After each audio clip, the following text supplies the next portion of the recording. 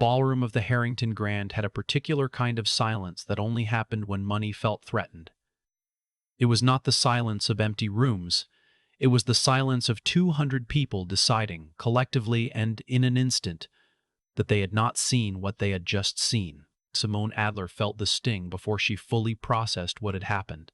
The woman's hand had come from her left, fast and flat, and the sound of it cracked just loud enough to turn 3 or 4 heads near the champagne station. Then the string quartet, which had paused between movements, began its next piece, and the moment was swallowed whole. Victoria Ashford Crane did not look back. She walked forward into the crowd the way people walk when they have never once in their lives been asked to account for anything. Her white gown catching the chandelier light. Her husband 2 steps behind her, wearing the particular expression of a man who has long since outsourced his conscience to the woman he married. Simone stood still. Her left cheek was warm. Her champagne flute was still in her hand, untouched, the bubbles still rising. Nobody moved toward her. Nobody said a word. One woman near the floral arrangement met Simone's eyes and then looked away. Simone set the glass down on the nearest table, straightened her blazer, and walked toward the east corridor. She did not cry. She had not cried in a very long time. 3 hours earlier, Simone Adler had been sitting in a black SUV outside the Harrington Grand, reading a term sheet on her phone while her driver, Marcus, navigated the drop-off queue. She was in Atlanta for 2 days. The Meridian Futures Gala was not something she had planned to attend. Her assistant had accepted the invitation on her behalf 6 weeks ago, back when the calendar still had room for things like charity galas, and by the time the date arrived, she had simply run out of reasons to cancel. The term sheet was from a biotech firm in San Diego. They needed $42 million. Their lead compound had shown early promise in pancreatic cancer detection, and the founder, a woman named Dr. Grace Chen, had been living on reclassified startup grants and personal credit for 3 years. Simone had spoken to her twice. She planned to say yes. She put her phone in her clutch and looked up at the building. The Harrington Grand was the kind of venue that announced itself with marble steps and a doorman who looked at your car before he looked at your face. It had hosted 4 presidential fundraisers, 2 championship after-parties, and 1 highly publicized divorce proceeding that had somehow made the society pages. Simone had been here once before, years ago, for a conference on urban tech infrastructure. She had sat in the back row and taken notes on a legal pad because she could not afford the conference program.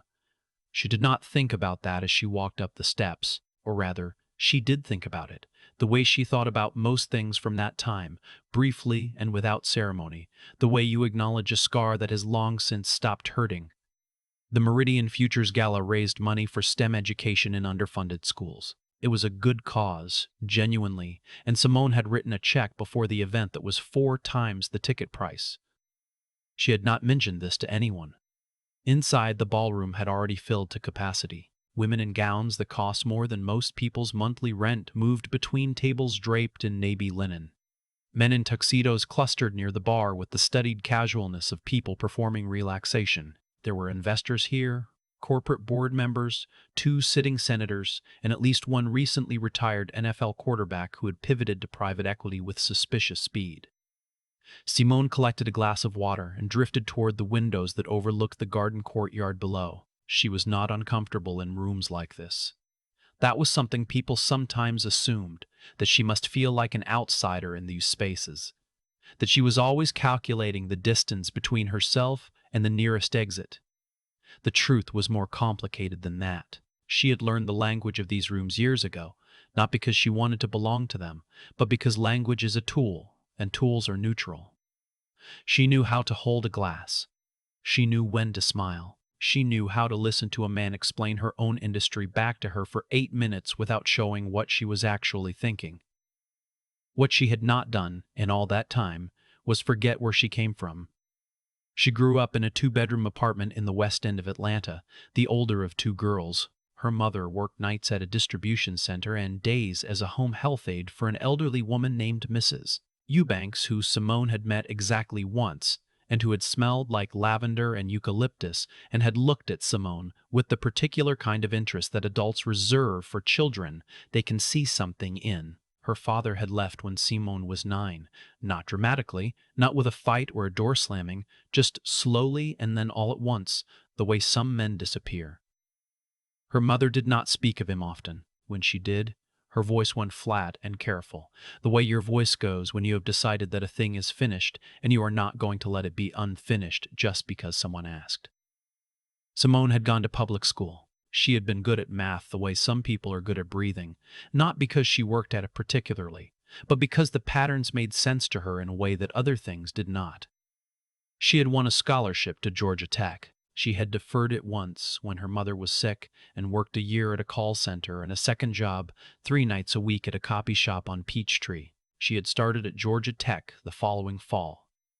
20 years old, 2 years behind her high school classmates, and she had never once felt behind. The company she built, Viridian Systems, started in a studio apartment with a laptop that had a cracked screen and a whiteboard she had found on the curb outside a condo that was being renovated. She coded the first version of the platform herself. 17 months of nights and weekends while working a full-time job as a data analyst for a mid-sized logistics company, whose name she did not mention in interviews because the NDA still technically held. The platform aggregated and anonymized health outcome data for low-income communities and sold predictive analytics to municipal governments and nonprofit health systems who used it to allocate resources more efficiently. It was not a glamorous product. It was not the kind of thing that got breathless profiles in consumer magazines. But it worked, and it saved money for systems that had no money to waste, and quietly, steadily, it grew. Viridian had gone public 4 years ago at a valuation that made the financial press briefly interested in Simone Adler in the way the financial press becomes interested in things, suddenly with a great deal of noise, and then not at all. Her net worth was currently estimated at $2.3 billion. This figure was not accurate. The actual number was slightly higher, and she preferred not to discuss it. She was thinking about none of this as she stood at the window overlooking the courtyard. She was thinking about Dr. Ten, Grace Chen's term sheet, and about whether the timeline for the second clinical phase was realistic, and about the fact that she had a 7 a.m. call tomorrow with her CFO that she had already rescheduled twice. "Excuse me." The voice came from behind her, and the tone was the kind of tone that people use when they are not actually asking you to excuse them. Simone turned. The woman standing in front of her was perhaps 60, with silver hair swept into a precise chignon and a diamond necklace that was doing considerable work. She was wearing white, which was a choice. She was looking at Simone the way certain people look at other people when they have already decided what they are seeing and are simply waiting for confirmation. "This is a private event," the woman said. Simone waited a moment. "I'm aware. The caterers used the side entrance." The woman's chin moved almost imperceptibly toward the left. "Through the kitchen corridor." Simone had been wearing a black blazer over a silk top, dark trousers, low heels. She was not, as far as she knew, carrying a tray. "I'm a guest," Simone said. The woman's expression did not change. "I don't think so." "Eleanor." A man appeared at the woman's elbow. Silver-haired, tuxedoed, with the particular look of a man who had spent his life arriving at moments slightly too late, were needed at the table. "I'm addressing something, Douglas." The table. "In a moment."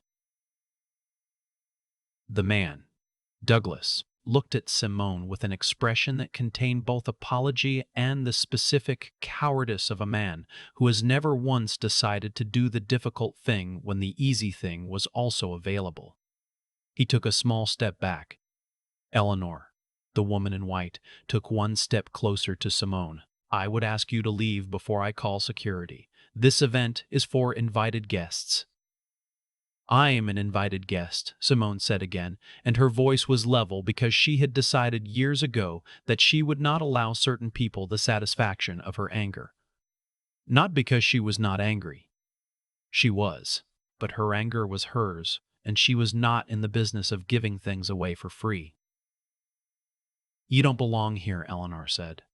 Her voice dropped, which was worse somehow, the drop in register that indicated conviction rather than performance. "People like you never do." The last thing Simone expected was the slap. It came fast, the flat of Eleanor's palm against Simone's right cheek, and it was hard enough to be audible. 3 people nearby turned. A woman gasped. A small controlled sound immediately suppressed. The string quartet, between movements, began playing. Eleanor turned and walked away. Douglas stood for one more second, his mouth opened slightly, and then he followed his wife. And the room. The 200 people in the room, the investors and senators and board members and ex-athletes and women in expensive gowns, looked at Simone Adler for exactly one moment, and then looked away and continued their conversations and lifted their champagne glasses, and the gala went on. Simone stood in the east corridor for 4 minutes. She knew it was 4 minutes because she was looking at her watch, a habit from years of back-to-back meetings. And she watched the seconds move, and she breathed the way she had learned to breathe in the hardest months of building Viridian, when the platform was crashing twice a week and her first-round lead had gotten cold feet and she had gone 91 days without a full night of sleep. Slowly. In for 4 counts, out for 6, until the part of her brain that wanted to scream settled back down into the part of her brain that knew how to solve problems. Her cheek hurt. She touched it once, briefly with 2 fingers. Then she took out her phone. There were 7 new messages. She scrolled past them and opened her contacts and called Diane Okoye, who was her chief strategy officer, and also, in the way that sometimes happens between people who have been building something together for 11 years, her closest friend. Diane picked up on the second ring. "You're supposed to be at a gala," Diane said. "I need you to look something up for me," Simone said. "Douglas and Eleanor Crane. Atlanta. I think he runs something in commercial real estate or development." She could hear Diane's keyboard. "Douglas Ashford Crane," Diane said after a moment. "Crane Capital Group. Commercial development, mostly southeast. They're listed as the anchor investor in the Northgate mixed-use project."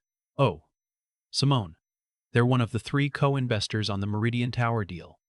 Simone was quiet for a moment. The Meridian Tower deal was a 40-story mixed-use development in downtown Atlanta that had been in negotiation for 8 months.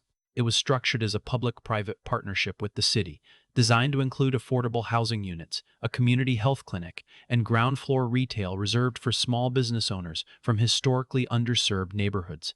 It was the kind of project that looked good on paper and was extraordinarily difficult to execute because it required every investor to agree on the same set of values at the same time, which investors rarely did. Viridian had been brought in as the technology infrastructure partner. Simone's team had spent 4 months building the data management architecture. The deal was scheduled to close in 11 days. "How significant is their position?" Simone asked. "They're providing 18% of the private capital," Diane said. "Without them, the deal needs to be restructured. It could hold together, but it would take time," Simone said. "Months. Maybe more." Simone thought about the community health clinic. She thought about the affordable housing units. She thought about the small business retail space and the people who would use it and who had been waiting for something like this for a long time. She thought about Eleanor Ashford Crane's hand against her cheek. "Pull the city's list of qualified alternate investors," she said. "The ones who went through the vetting process last year but weren't brought into the initial round." "Simone, we have 11 days. It's possible." Diane was quiet for a moment. "What happened?" "I'll tell you later." She paused. "Start with the list and call David at the city office tomorrow morning before 9. Tell him we need a call." She hung up and stood in the corridor another minute. Then she went back into the ballroom. She did not look for Eleanor. She was not interested in Eleanor. She found her table, sat down, ate the salmon, and spoke to the man to her left, who turned out to be a recently retired superintendent of Atlanta public schools who had spent 30 years trying to get functional science labs into middle schools in the city's south side, and who had approximately 15 seconds of patience for small talk before he started telling her exactly what he needed and why. She liked him immediately. She gave him her card. She ate her dessert. She left the gala at 9:45, said goodnight to Marcus, and called Diane back from the car. The next 11 days were not easy.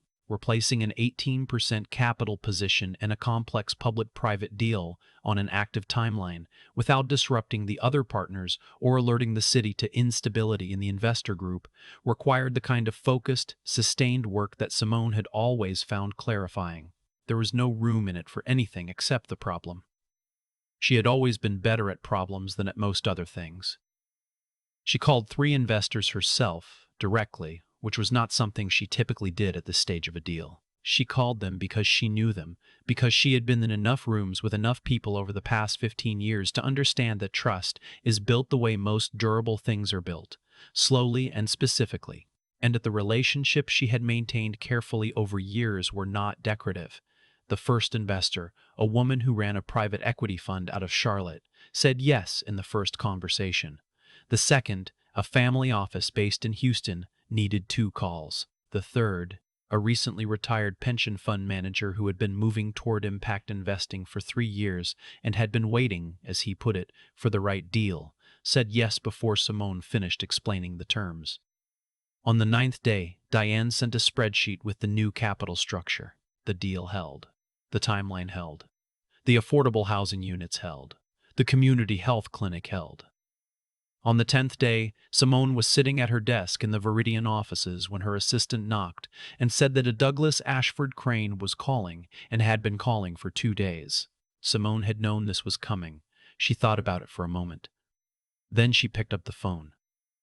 Douglas Ashford Crane sounded like a man who had been coached, recently and not entirely successfully, on how to sound contrite. His voice had the particular quality of words that had been chosen by committee, carefully, with legal review. He said that he was calling to express his sincere apologies for his wife's behavior at the gala, that it had been completely unacceptable, that Eleanor was, and here he paused for a fraction of a second that contained the entire architecture of a marriage, going through some personal difficulties, and that he hoped this would not affect their professional relationship, and that Crane Capital Group remained committed to the Meridian Tower project.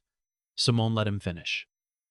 Then she said, "Mr. Ashford Crane, your capital position in the Meridian Tower project has been replaced. You'll receive the formal documentation from our legal team by end of day." The silence on the line was a different kind of silence than the one in the ballroom. I'm sorry," Douglas said, and this time it sounded real, which was almost interesting. "What did you say?" "The investor group has been restructured," she said. "Crane Capital Group is no longer part of the deal. We wish you well." She ended the call.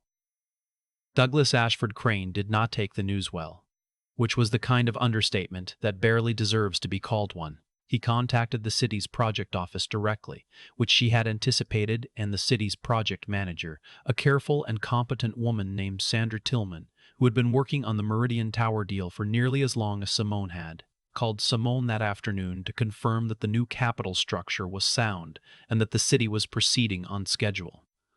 "I'm not going to ask what happened," Sandra said. "Probably better," Simone said. "The new investors are good. Very good." There was a pause. "I heard something happen at the Meridian Futures Gala." Simone had not told anyone except Diane. But things travel in Atlanta, especially in the specific social world that the Meridian Futures Gala belonged to. People who had not spoken in the moment had apparently found their voices in the days after, the way people sometimes do once the risk of speaking is gone. "I attended the gala," Simone said. "I left early." Sandra was quiet for a moment. "I'm glad the deal is intact," she said finally. "Those housing units, I know," Simone said. She did know. She knew the way you know things that are not abstract to you, not policy, not line items, not investment thesis. She knew because she had grown up in a neighborhood that had been waiting for something like this for decades, and because her mother had paid rent for 30 years in a building where the plumbing sometimes worked and the heat sometimes didn't, and because there were things she had been building toward for her entire career that had nothing to do with the number that financial journalists put next to her name. The deal closed on a Tuesday in October. There was no ceremony. There was a signing, which happened in a conference room with 9 lawyers and 4 sets of principals and a great deal of coffee, and then there was a phone call with the city mayor's office. And then there was a brief internal message that Diane sent to the Viridian team that said only, "Meridian Tower is closed. Good work, everyone." There was an emoji at the end. 1. A small green check mark. Simone saw it on her phone in the elevator going down to the parking garage. She pressed the button for level B2, and she thought, as she often did in moments like this, about her mother, who was retired now, and living in a house that Simone had bought her in Decatur.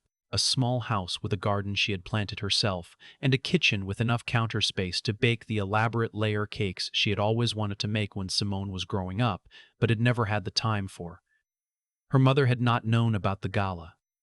Simone had not told her there were things she chose not to carry into her mother's house, and this was one of them. She thought about the last time she had visited 3 weeks ago, a Sunday afternoon, the two of them sitting on the back porch drinking sweet tea while her mother talked about her tomato plants with the focused enthusiasm she brought to things she genuinely loved. The afternoon light had been the particular gold of Atlanta in September, low and warm, the kind of light that makes everything look like a painting of itself. Her mother had said, at some point, without particular weight or context, that she was proud of Simone, and then had immediately moved on to the subject of whether the tomatoes were going to ripen before the first cool snap, because her mother was not a woman who allowed important things to sit in the air for longer than they needed to.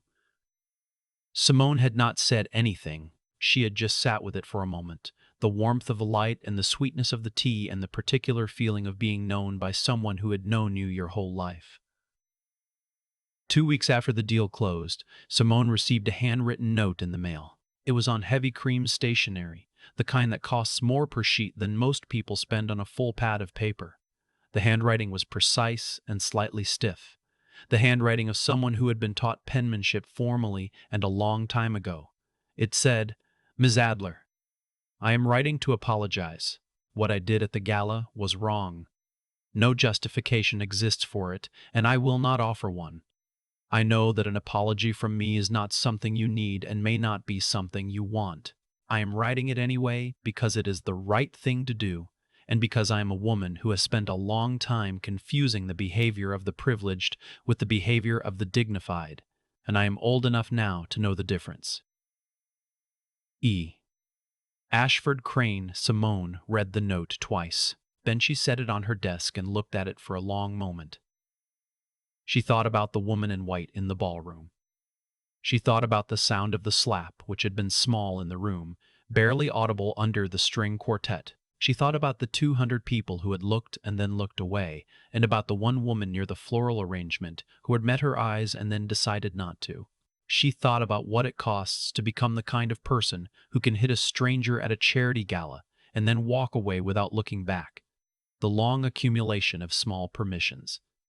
The years of rooms in which no one said anything. The husband who had taken one small step backward. She thought about Eleanor, who was apparently capable at 60-something, of looking at what she had done and calling it by its correct name, which was something, not everything, but something. She picked up a pen. She wrote, "I received your letter. I appreciate that you sent it." She did not write that she forgave Eleanor Ashford Crane. She was not there yet, and she had learned a long time ago not to perform feelings she had not finished feeling. She did not write that it was all right, because it was not all right, and she was not in the business of offering comfort that was not honest. She wrote what was true, which was that she had received the letter, and that she had read it, and that it had registered as the thing it was meant to be. She sealed the envelope and set it on the outbox on her desk.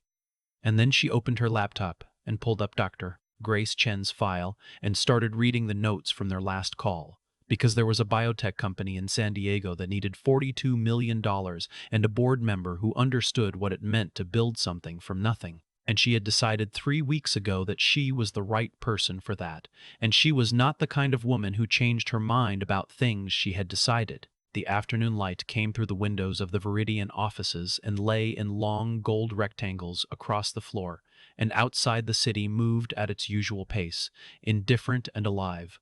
And Simone Adler read her notes and made her margin comments and did the work that she had always done. which was the same work she had been doing in every room she had ever entered, in every chair she had ever sat in since the beginning. She built things that lasted. That was enough. That had always been enough.